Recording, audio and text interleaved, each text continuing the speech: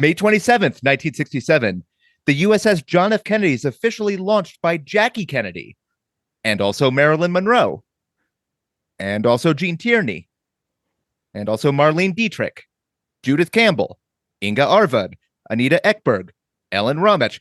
Dude fucked a lot, basically, is what I'm saying. The Pete Davidson of his day.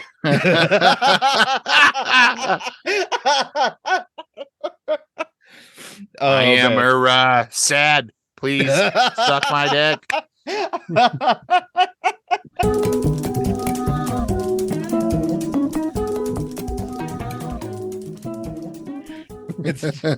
If you'd like to fuck around and find out, please consult your local library.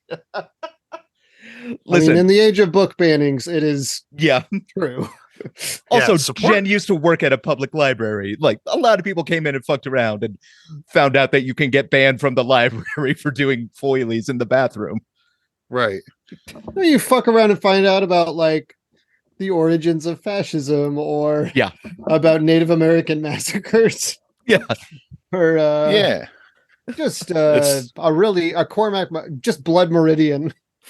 Yeah, it really goes well with the library system's new catchphrase. Give a fuck, read a book. I feel like when I was like elementary, middle school age, like I fucked around and found out about how to destroy something on SimCity.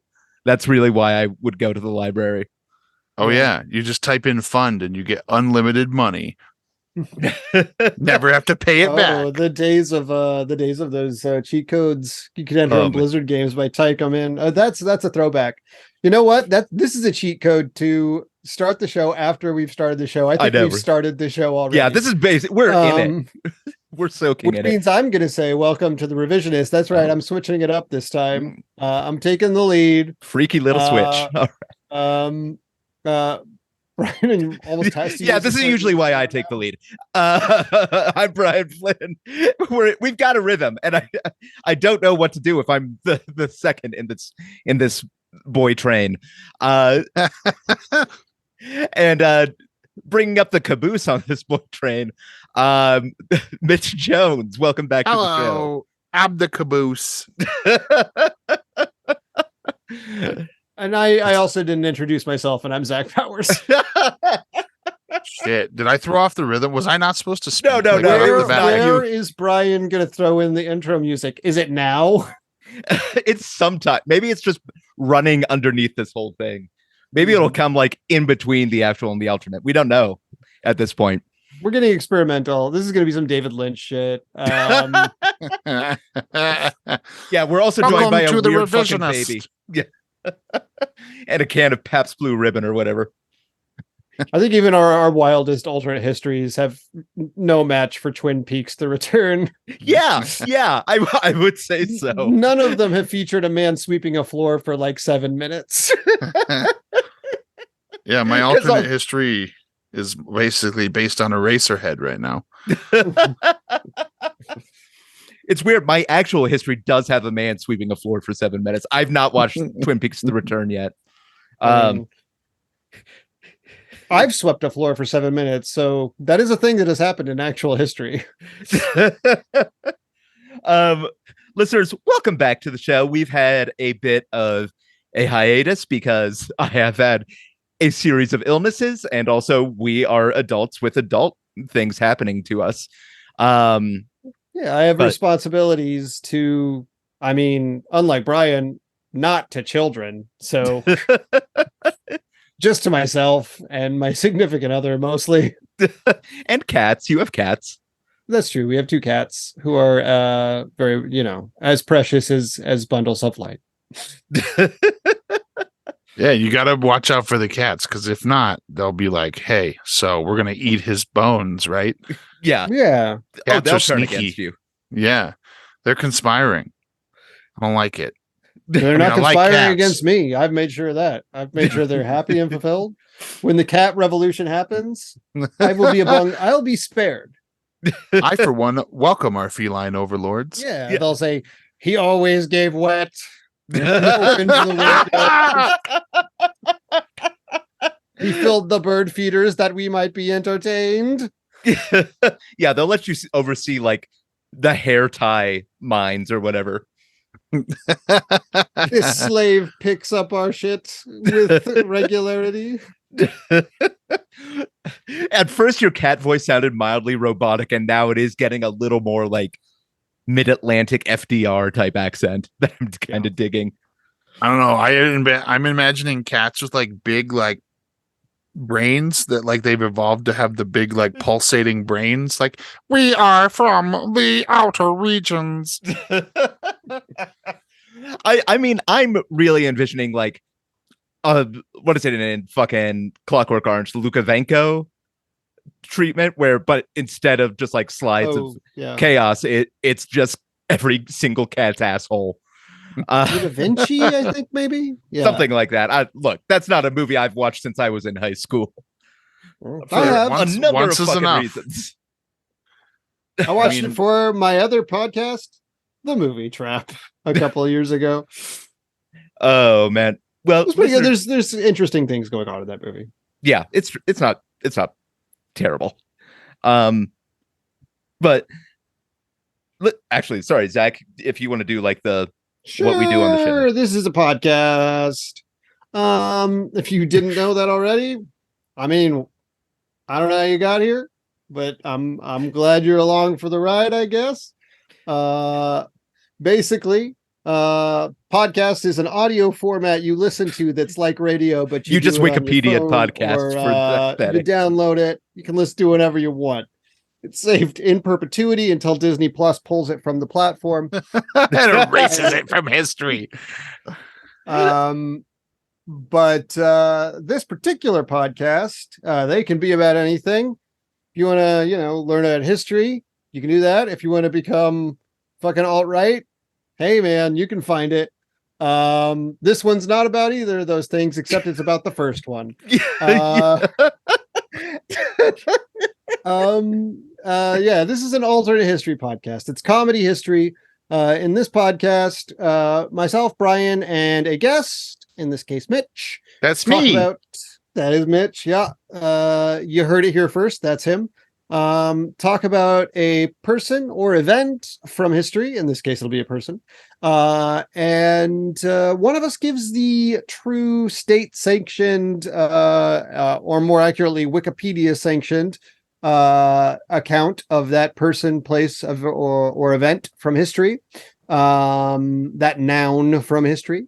And one of us gives an alternate version that can be as crazy batshit bananas as that person deems fit. And at the end, the third party, in this case, that'll be me, will vote on which becomes the true history of, am I still doing this? Our brilliant blue spinning iridescent marble. Am I still saying that going forward?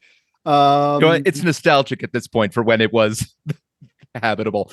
And then you, the listener, will also have the opportunity to vote and sway the scales a little bit on various social media platforms. So if you want to do that, you can. But that is basically the premise of the show. We are in the middle of a runabout pirates. Yarr. Who are often as romanticized as Johnny Depp's Jack Sparrow, but in real life as terrible as regular Johnny Depp. And this time we are talking about a guy named, what's his name? Jean Lafitte. Jean Lafitte. So a very French sort of Savoy name. I don't know much about him. Because I didn't do the research parts. That's right. Yeah. If there's no other business, I guess we can jump into the actual discussion here. Yeah. As always, before I start, I want to say my sources are one in particular very excellent write-up on a website called FrenchQuarter.com. And also Texas Highways. Weirdly, just about Louisiana.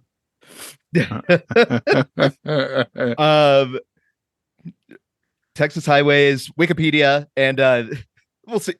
I'm gonna call this one out as we read it. But if you do go down to the French Quarter in New Orleans, Nolans. Oh, he's actually from there. I assumed it was a French website that just coincidentally had a similar name. I assume there's got to be, of like all the U.S. cities, people in France probably have the strongest affinity for New Orleans. Because I hate to keep bringing it back to this topic, but French Quarter does sound like a French like neo-Nazi group. Oh no! Oh, nobody expects the French Quarter. Weirdly enough, we'll also be talking about the Spanish Inquisition near the end of this. I didn't expect that. Yeah, right. R.I.P. John Cleese. You'll be dead to me. You were dead to me as soon as you got on Twitter. Sorry. Yeah, you're an old man. You're an old turf. Yeah. But if you go down to Nolans, the Big Easy, Crescent City, the old Bayou Bambi, you can head to a bar. David Simon's third best show. Really, third, fourth, fifth. Yeah, I was gonna say I'm amazed it cracked the top three. Yeah. I guess if we're counting miniseries. Yeah. If we're not, it's like it's maybe still third best show. Yeah. You can head to a bar that actually seems a little less tourist trappy than you'd expect, but still more than you'd want in a bar. It's a place called Laffite's Blacksmith Shop Bar, and it has 4 out of 5 stars on Yelp, and it serves something called a voodoo daiquiri, which sounds like something my mom would have like split with one of her divorced friends back in the day. The bar is cramped and dimly lit, and someone left a 1-star review saying that they did fracture their ankle trying to find their way around in the bar. But despite that, the bar remains a draw, mainly because I mean, that sounds like a skill problem to me. That may have been the owner's response on Yelp. But the building dates from the 18th century, and it was the headquarters of the famous pirate brothers, Pierre and Jean Laffite. I love a family pirate franchise. Mm-hmm. And yeah, sorry. I was gonna say, pirates are always usually portrayed as like weird loners, and if they do, they have like a crew, but they're like weirdly abusive of them. Yeah, and it's like they either abandoned their family or like their family abandoned them. Their family died. It's a very like Disney. Not this time. You got the Coen brothers of the pirate world here. Yeah. Before we get too excited about them, they suck shit. So let's just prepare ourselves for that. Jean and Pierre were born somewhere.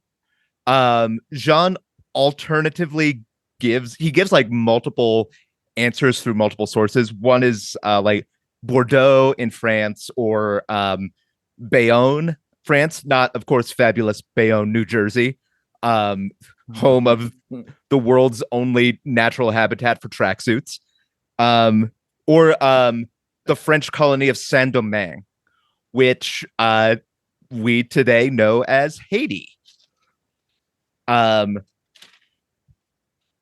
We do also know we know his exact. This is kind of fucked up for this time period because it was 1780 June some. We know he was a Libra, basically. We know his exact birth date. We just don't know where.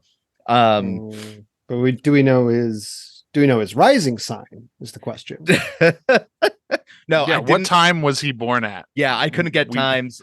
I would. If you're gonna date Jean Laffite, you gotta fucking find out what his star chart is. Yeah, I mean, also for someone who does not really give that much of a shit about astrology, I really like astrology memes, so I did find out all my sun, moon, and rising signs, which Aquarius sun, Cancer moon, Scorpio rising. I found mine out too. Aquarius sun, Aquarius moon, a different one rising that I forgot. Virgo. Yeah, that sounds right. This guy's probably like pirate astrology, though. He's like, Yeah. I'm a bird on my shoulder rising. I got a eye patch moon and a peg leg sun.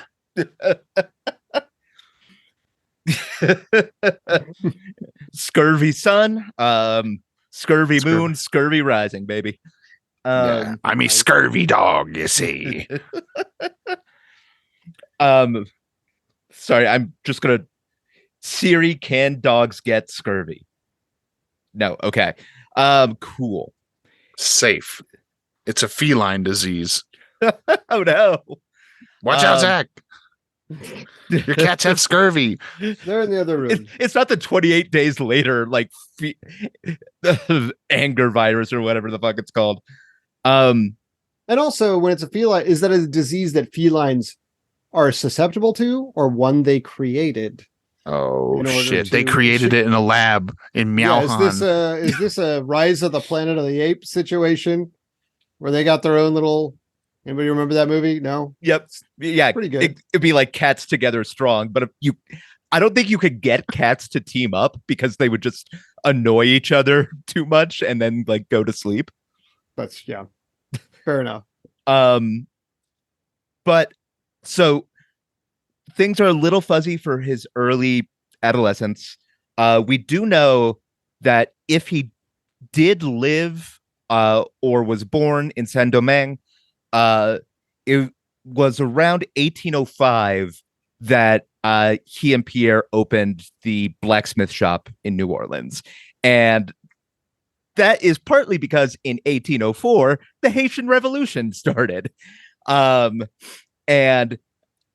you know, Haitian Revolution is one of my favorite things to talk about in history. It's not something we can really get into a lot in the podcast because it's not necessarily comedy fodder, because it's one of the most brutal things to have ever happened in this hemisphere. But suffice it to say, it was not necessarily a good place to be a white French dude around those times. So he and his brother fucked off to New Orleans. Not just white French dudes, but we're going to get into these guys. They started their careers as, they were called smugglers in a lot of sources, especially that are Southern.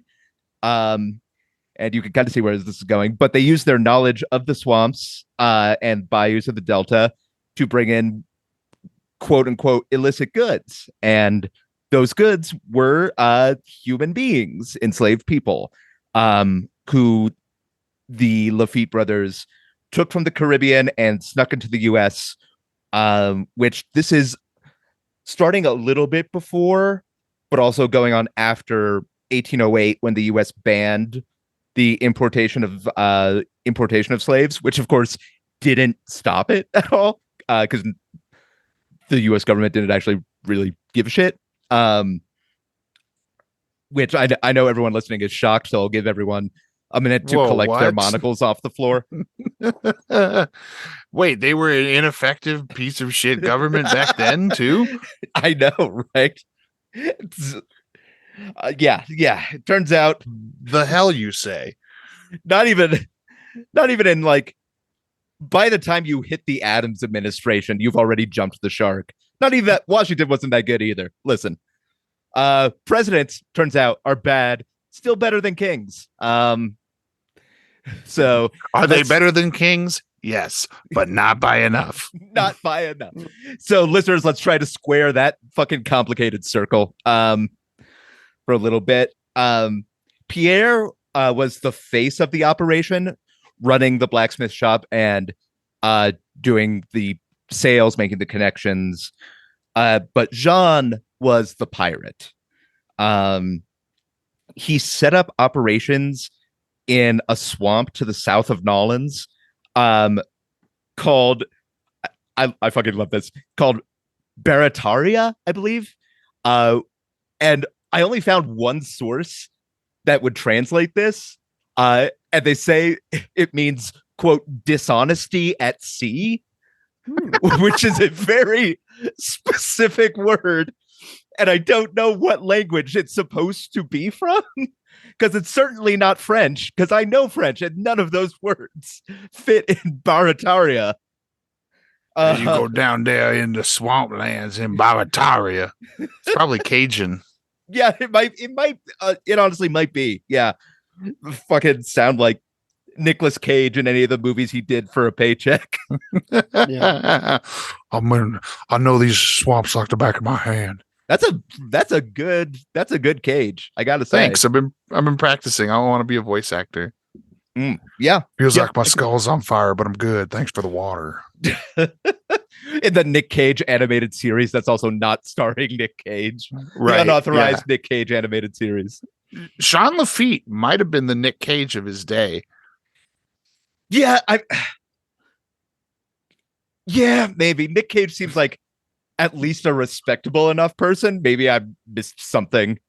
Jean Lafitte, we'll get into it a little bit. Yeah, Nick Cage. I think the biggest controversy about Nick Cage is that he's financially irresponsible and buys castles and shit.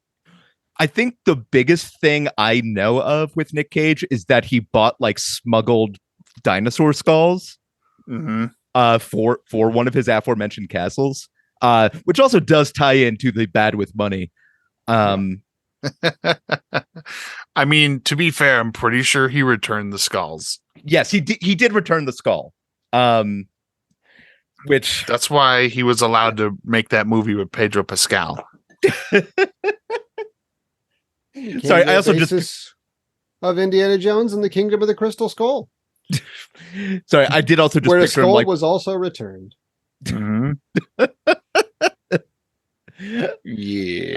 Yeah, everyone. This episode sponsored by the new Indiana Jones, whatever the fuck movie it's called, The Dial of Destiny. Oh, that's right. Received a lukewarm response. Yeah, that I missed the desert. Where it premiered? Why did it premiere at Cannes? What? I don't know. I missed that fucking detail. Oh man, so many berets were flipped and flopped. Oh, Zutalor, what is this Indiana Jones? I go to see the movie about this Diana Jones. I thought it was about a young girl's sexual awakening. Starring Jerry Lewis somehow. Mamma, no, wait, that's Italian. Mamma mia. Never mind. This is the Super Mario movie. Yeah. But anyway, they formed the center of a pirate colony community there, co-op, whatever you want to call it. And these were like Silver Age pirates, because like the golden age of piracy is typically considered like the late 1600s to like early 1700s.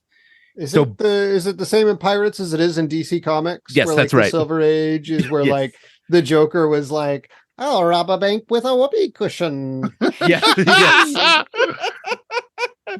Yeah. These pirates, they don't stab you, they just bend their cutlass and spank you on the butt with it.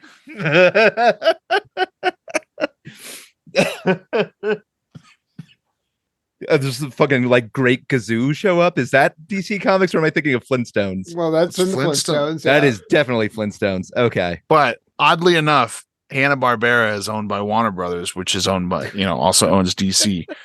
Yeah. So look, it comes full circle, baby.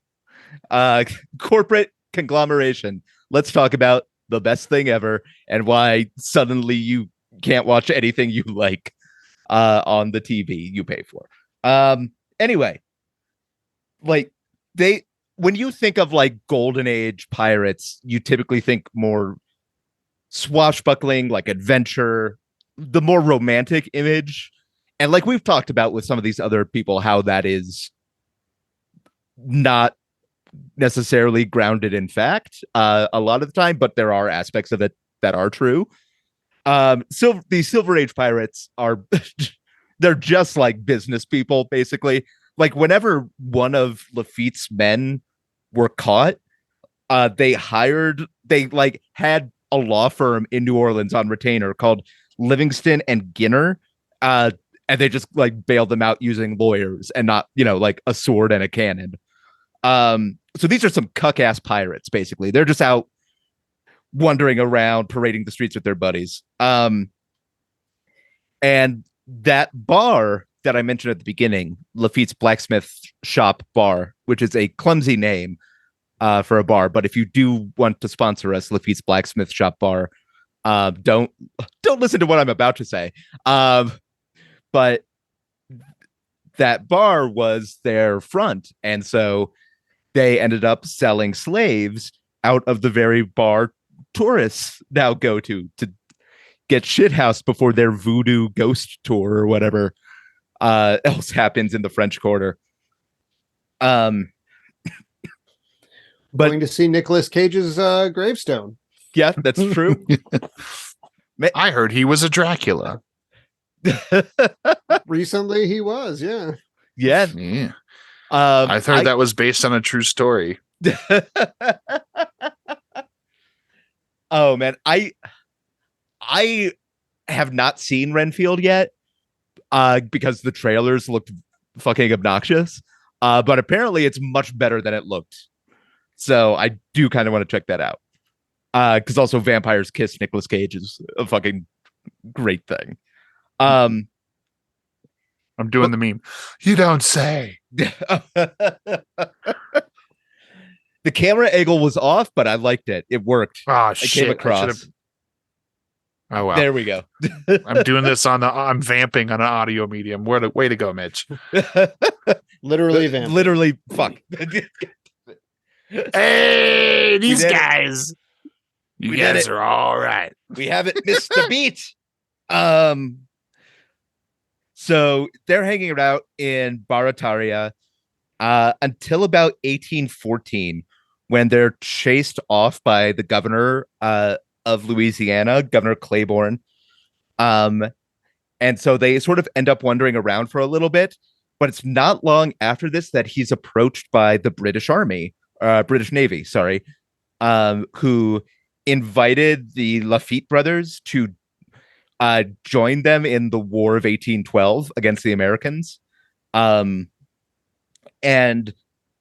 this is something that's the exact motivations here are a little murky. But basically the Laffites refuse to join with the British. They then go back and offer their service to the governor who just like chased them off their pirate colony. And the governor like doesn't like them because there's like, oh, you're pirates. One of the sources I was reading said like the people in power didn't like them because they cut into their profits. And I'm just like, well, you're also slave traders. So it's definitely possible that they were cutting into your profits because everyone's a ghoul in this story. But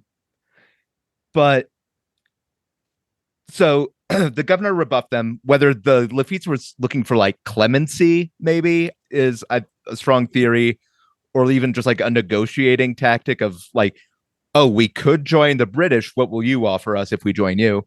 The governor rebuffed them, but then they finally find a kindred spirit, someone who will accept their service in the war, and it is another total fucko. It's a man named General Andrew Jackson. Whoa, it's like they're building the Expendables of being pieces of shit. Yeah, it's like a suicide squad of people I wish were dead. What are we, some sort of Suicide Squad?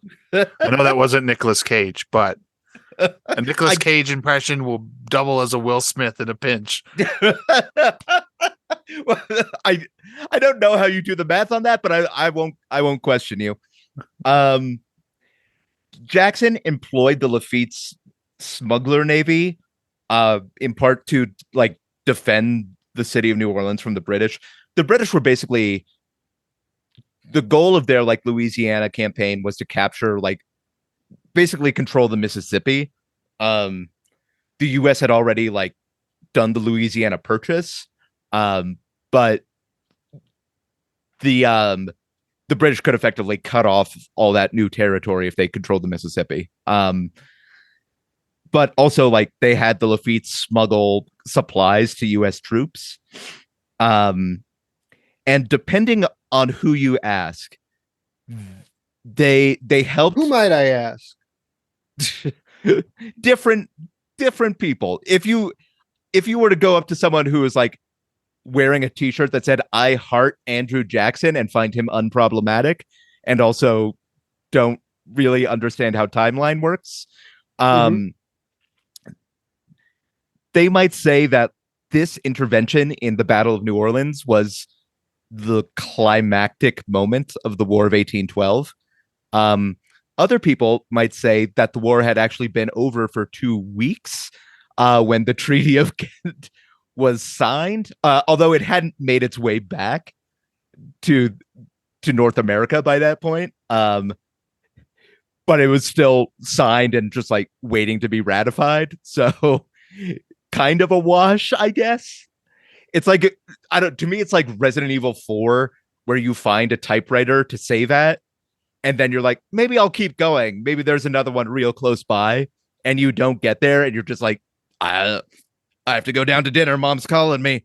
And you pause it and turn the TV off to save the game. yeah, which you should do, but you know, I could not usually go back to video gaming after dinner. But this is not about my anger at my parents. Weak stomach. It's true.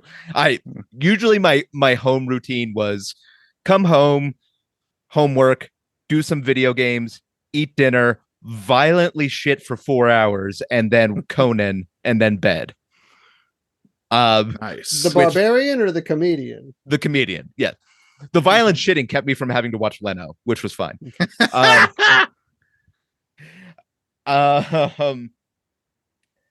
But anyway, regardless of how you feel about the Battle of New Orleans, the Laffittes are given a pardon, both state and federal pardon, but just like a fucking good ass pardon for their help in winning the battle.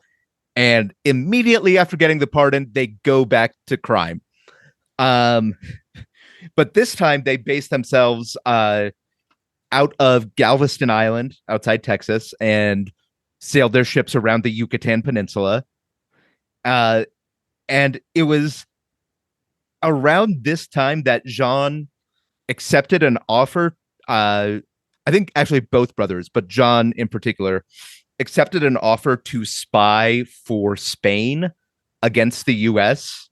As more and more American settlers were pouring into Spanish Texas.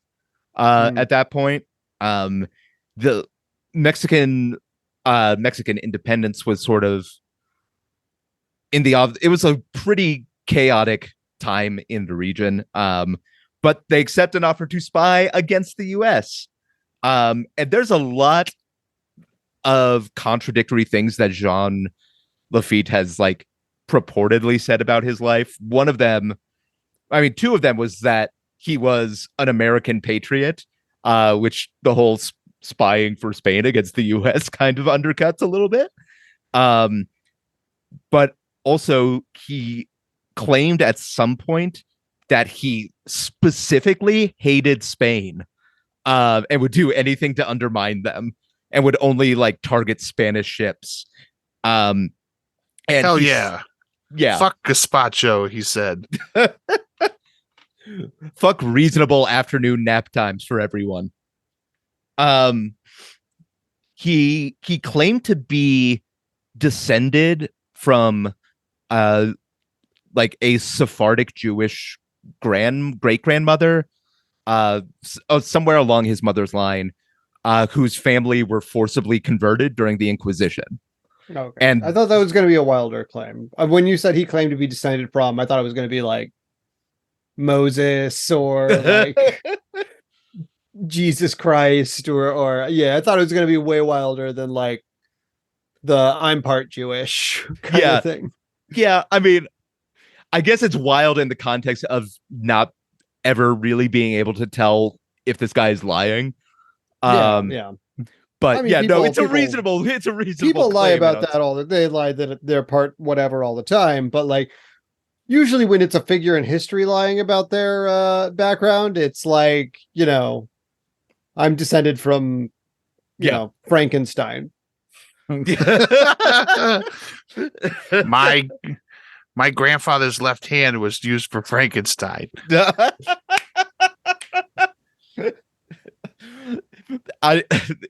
If I were like grading college application essays and that was fucking on there, yeah, you'd be getting into Brian's college.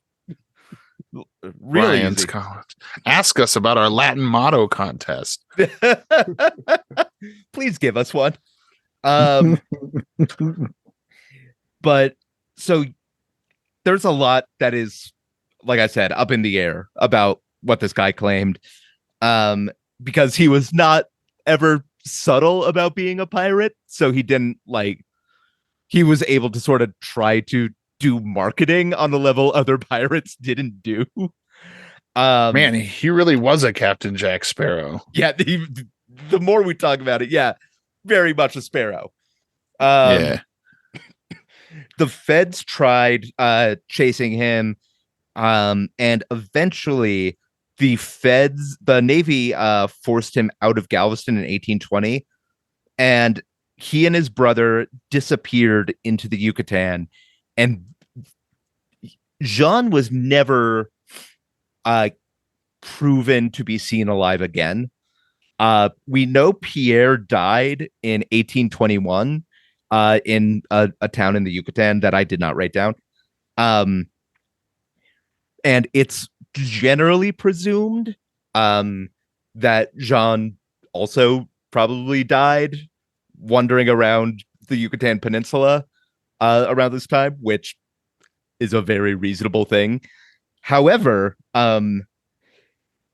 a person claiming to be a descendant of Jean Laffite published a journal in 1950 titled, I believe, just like the Journals of Jean Laffite, Pirate, or whatever, or like Memoirs of a Pirate, whatever, something like that. Published that in 1950. That claimed to be the preserved journals of Jean Laffite, where if the claims made in that journal are true, he lived out the rest of his life in the Midwest until about like the 1850s, where he just died of like natural non-pirate related causes. Most scholars tend to either dismiss this outright or view it with a heavy dose of skepticism. It's one of those things where it's never been concretely like disproven through any means. So it's always something that is plausible, but who knows? I think it's personally way more likely to die in sort of the Mexican rainforest area instead of, Kansas. Although also preferable, to be fair. Much rather. What's a pirate doing dying so far inland? You say that, but I don't know anybody who's died in the Mexican rainforest, and I know several people who have died in Kansas. So what is my world experience telling me about this? It's true. You're looking at it through a specific lens, a very specific lens. It's true. I should check no one I know personally has died in Kansas at the door. Has anyone died in the Mexican rainforest? No, not personally. Yeah, so I guess I don't know anyone who has died. Checkmate. Sorry, Mom. Jesus Christ. Sorry, Mom. But that is the actual history of Jean, and also bonus Pierre Laffite. Shitbags. A shitbag's life for me. Well, thank you, Brian. Mitch, do you have an alternate take on this particular tale? Yeah, I do. It was. You can't see this podcast, listeners, because it's an audio medium. But I was smirking pretty hard when Brian was talking because that's the quote unquote real history. But I got the real 411 on John Laffite. Think of a meme from Jim from The Office, and he was doing that the entire time. Mm-hmm. He wasn't like nonstop making the same face at the camera. Right. I was definitely doing Bears Beats Battlestar Galactica towards the camera for a long time. Wait, that's Dwight. What the fuck am I doing?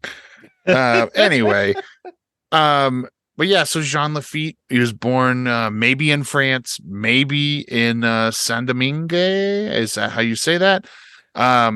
Close. Which is modern day Haiti. So this dude literally was a pirate of the Caribbean.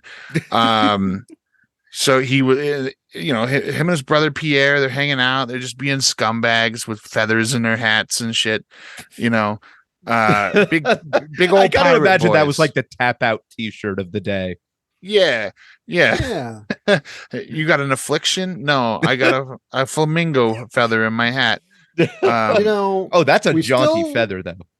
We still have scumbags today, but they don't put the effort in that scumbags of yesteryear used to put in with the feathers in that and the nice embroidered, the nice suits and ruffled collars. Right. Yeah. They wanted to be, they wanted to be a Yankee Doodle dandy. So they stuck a feather in their hat and they escaped to New Orleans, as they called it. Thank you. But they opened up a warehouse, and so Jean by day would tend the warehouse. He'd wipe down the counter several times with the same rag, which was suspicious, but it was the 1700s and 1800s. So no one had invented being so coyly suspicious yet. He would do the whistle and no one. People thought they were buying goods, but what was actually happening is Pierre Latif was smuggling things and also people. We found out he'd have the same one whiskey glass that he'd wash for like 3 hours straight. Precisely. And then when he would get done cleaning it, he would just put it down behind the counter and then bring it up like it was a different glass. But we know it's the same glass. And so people would come to the warehouse, they'd buy smuggled goods, and so eventually one day, someone tried to deliver a letter to them, and they were like, "Hey, is your name Lafitte, Laffite, or are you the Lafitte brothers that spell it Lafitte?" And they were like, "Both." And then so they got the letter, and it was a letter from an old paramour of one of Pierre and Jean's. They didn't know that they were brothers, but also, that term that they used to say for two fellas that have had sex with the same lady is no longer viable. So we're just going to call them wiener cousins. It's a Dead Ringers, Jeremy Irons and Dead Ringers situation. Yeah. And so the letter, they didn't know if it was to Jean or Pierre, so they were fighting over it, sitcom style, and they ripped it in half, and then they put it together, and it was actually from an old paramour of one of them and it was an etching of some very lewd pictures. You know what I'm saying? Like she had to stand still. So Jean Lafitte was like, "Wow, this is great." And he was having people coming in and out of his warehouse. Sorry, I just love that reaction to the idea of just nudes. Like, wow, this is great. Yeah, wow, I might touch myself to this. Yeah, shiver me timbers, he said, which is where the saying comes from. But so not a lot of people had shoes back in the day. So they would come into the warehouse and they would, they would be in the streets all day. But these guys were smuggling in very nice things that they were stealing from the English and the Spanish. And so one of these carpets and ended up, someone walked with very muddy feet prints on it. And And then an American aristocrat, early American aristocrat, was like, "Hey, can I buy this rug with the feet prints all over it? You're Jean Lafitte, right?" And he was like, "Oh yeah, I am Jean. I spell it actually Lafeet. I'm Jean Lafitte." And so him and Pierre went into business selling feet prints, which was the precursor to Wiki Feet. Okay. Yeah. So they did that for a couple years, and it's not very prim and proper. So by this time, the UK had been like, "Hey, you guys are selling feet etchings in America? Not today. That dog won't hunt, Monsignor." So they started the War of 1812 over the Lafitte picks. And so yeah, they were starting the war, and so it turns out that Pierre wasn't actually, he was kind of a smuggler, but it was a yo-ho pirate's life for him. So he got his little brother into it. It was a real Departed situation where like they were in too deep, but they couldn't get out. They didn't know who was the rat, who was not the rat. But the war raged on. Eventually Andrew Jackson was like, "Hey, here's $20. It's got my picture on it. I want you to infiltrate.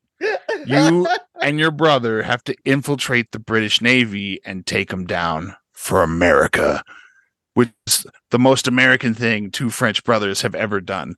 Yeah, it was like they were kind of like the Vin Diesel and Paul Walker of the day.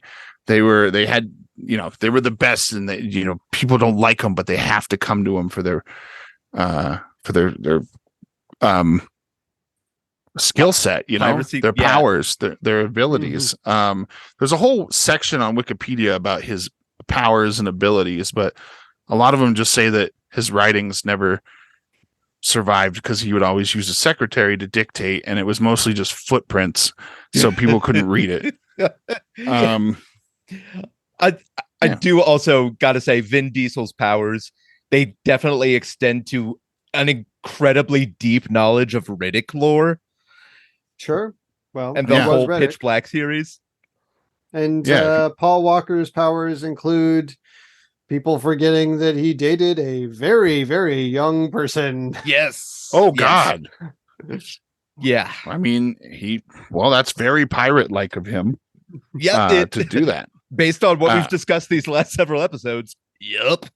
Okay. Well, let me do one of these. But so anyway, the War of 1812 was raging on. They thought about, should we rename it the War of 1813? Because it's not even fucking 1812 anymore. But so eventually they were like, all right, well, we're pirates. We got to do some pirate stuff. We got to get into piracy.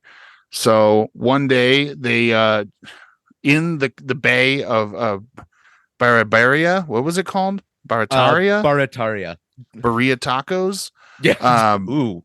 Yes, delicious. They were in Barilla Tacos Bay, down there in New Orleans, and in there, it's in the Gulf of Mexico. He was known as the Terror of the Gulf, and they noticed some playful dolphins one day. So they threw a big rope over some dolphins, and they caught like 3 or 4 of these things, and basically they rowed them out to the middle of the ocean where the British Navy is held. And it was kind of like the modern day jet ski. But they were on dolphins, they were just like, and but they did it at night, so no one saw them. So they scaled the British ships, and they were like, all right, it's time to do some piracy. How do we take down the strongest navy in the world at this point in time? You guessed it, piracy. So they snuck in, and they infiltrated. The answer was in the question. Yeah. They infiltrated the mainframe of all the British ships, and they used LimeWire to download some songs. Oh no! Yeah, Linkin Park. Yeah, The Edge. Marijuanaville. You wouldn't Tenacious steal D. a car kind of piracy. Yeah. Yeah. So these guys, they uploaded, they downloaded so much like questionable music, Marijuanaville by Tenacious D, which isn't a real song, but it sure is labeled that way. and they just went from ship to ship, downloading all the just worst viruses of the day. Oof. They basically gave all their proto computers scurvy, and all the British ships sank one by one. And then reminds me of what I did to my parents' computer back in the day. Didn't we all? Didn't we all? Hey, I needed that Executioner song, right? Yeah. Who didn't? And they all sang while playing like Ants Marching by the Dave Matthews Band, but there's like a weird radio introduction in front of the song. Yeah. I tried to download some Metallica, and Lars Ulrich kicked in my door and then my face. Yeah, he personally destroyed at least 5 or 6 of the ships. Yeah, dude, which was weird, but time is cyclical, so he just used one of the became Saint Anger or whatever. Yeah. Which is an old patron saint of the bayou. They said, and all these artists said, well, this is bad, but surely the next phase of musical streaming will be better for us. Exactly. Precisely. And then they were getting pirated, in by a corporation, which is even worse. Yeah. Yeah. Nothing gets better. Nothing gets past them. But, they went back to New Orleans after sinking the entire British naval fleet. And they still weren't good guys. They were heroes of 1812, but then they weren't still good guys. So you might even say that Jean and Pierre Laffite lived crappily ever after.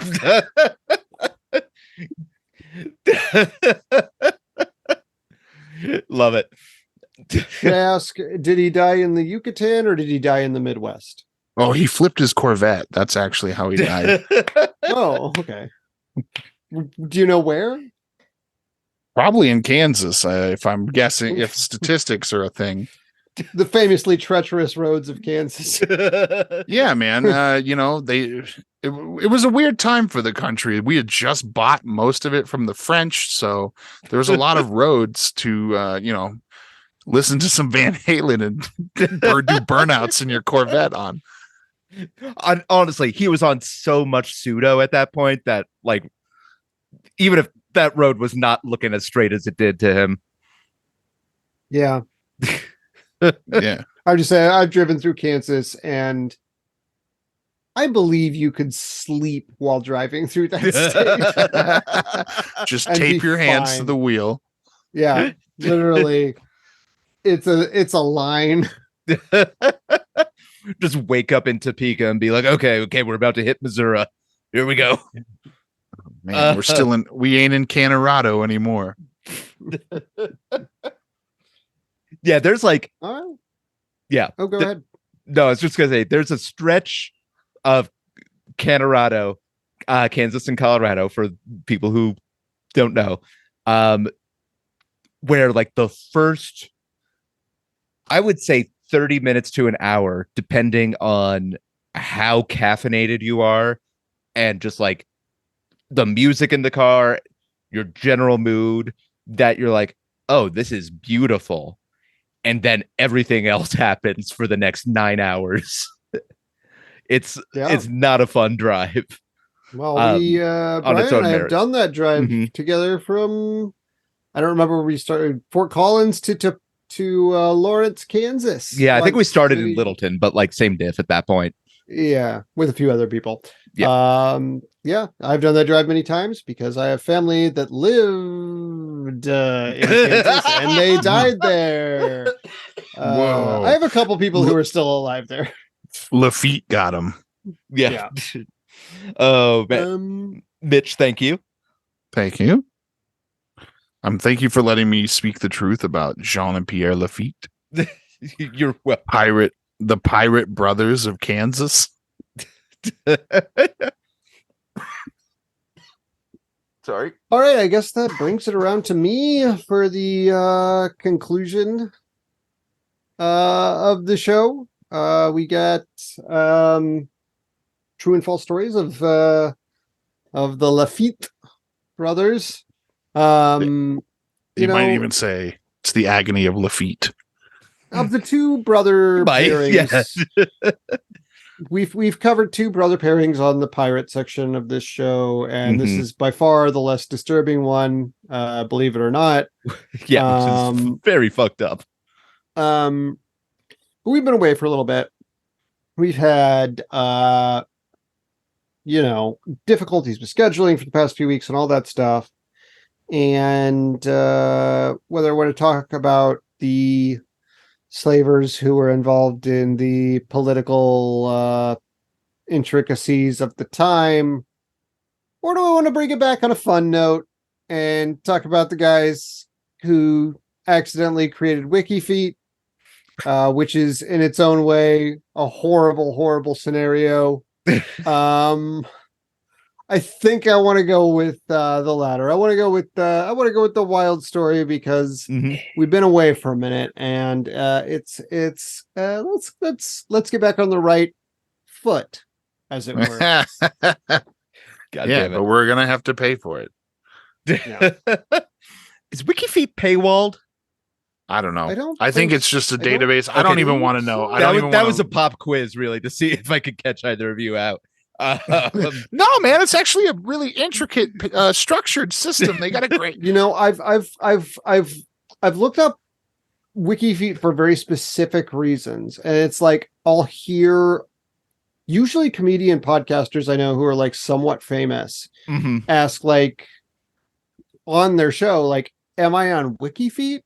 And so I'll Google like literally like Paul F. Tompkins WikiFeet to see if it exists. Because I also am curious, like what the level of the most fascinating thing to me about WikiFeet is the level of fame you need to be on it, and also the differential in the level of fame between men and women. Yeah. So like Paul F. Tompkins probably not on it. Lauren Lapkus, maybe. Like because there is a difference. There is a difference between men and women for how famous you have to be onto that website. Yeah. Well, listeners, before you go, Mitch, you this is coming out May 27th, and you're headlining Howie's Ralston in Arvada tonight. If you're listening to this the day it comes out, but also you're headlining Lucha Libre and Laughs at the Oriental Theater June 2nd, right? That is correct. It is Lucha Libre and Laughs 10-year anniversary. They're doing a show on June 2nd. It's going to be me. It's going to be Sam Sisson. It is going to be Patrick Scott. And then, of course, wrestling matches, if that's something you're into, with stand-up in between each match. And then they're doing a second night, which is going to be Tracy Kellett, Jose McCall, and also Anthony Crawford headlining that second night. Hell yeah. Lucha Libre and Laughs. It's a great fucking show. Previous guests of the show in that lineup. Yeah. So yeah, check that out if you can. And Mitch, thank you so much for joining us. Zach, I forgot to throw to Zach for the Movie Trap plug. I already talked about it earlier. Yeah, that's true. You get the idea. Yeah. And I guess it's a movie podcast. I'm on it. If you want to listen to that, you can. If you don't, you don't. I don't give a shit. Yeah. I'll plug this also. If you're again in the Denver metro area, I'm performing Shakespeare in the Park this summer. Whoa. In Clement Park in Jeffco. It's As You Like It. Come out. It's July 21st and 22nd and 28th and 29th. What role are you saying? I am doing two roles. Inhabiting. Yes, I'm living inside both Duke Senior and Duke Frederick. So both the exiled Duke and the usurper Duke. And I assume you're going method around the house. Yeah, I've banished both Jen and the baby. And so Really? It's very lonely. Send a few dirty condoms to them as well for some reason. Yeah, Full really, Lido. really Leto it up. No, I thought you that's never good advice in any situation. Never No. Leto it up. Never Leno it up. Never Leto it up. I thought you were going to say for sure that you were playing brothers. You were playing a dual role of Jean and Pierre Laffite. No, It's the role you were born to play, baby. That's a pretty good McClure also. Thanks. I've been practicing. R.I.P. Phil Exclusively Simpsons impressions. Hartman. That's where you got to start somewhere. You either have to start at Simpsons or Family Guy. Hit me with your Mo. Give me your Mo. Sorry, Homer. Oh, Bonnie sucked it dry. Oh man. Not Okay. bad. That I put you on the spot and you rose to the occasion. So Yeah.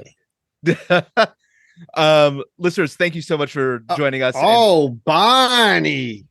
Oh, Bonnie. Oh, Bonnie. One of our favorite jokes. When they're Underrated. Cletus Clancy. Yeah.